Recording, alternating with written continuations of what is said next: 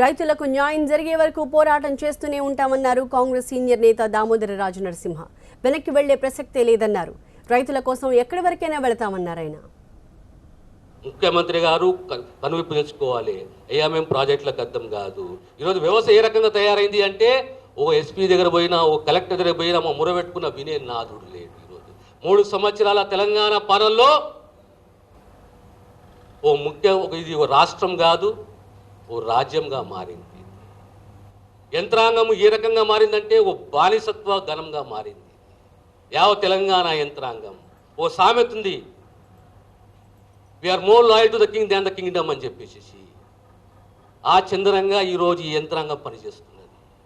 ఈ యుద్ధం ఇక్కడికి ఆగదు. ఈరోజు మా మల్లన సాగర్ నుంచి అయాద్ గారు, ఉపేందర్ రెడ్డి గారు వీళ్ళందరూ కూడా వచ్చారు. వీళ్ళందరి పైన కేసులు ఉన్నాయి, కానీ ఎక్కడా జనక లేదు. ఈరోజు మీకు ఇంకో ఉదాహరణ చెప్తాను. మీకు గోలివాడ ఉన్నది పెద్దపల్లి జిల్లాలో.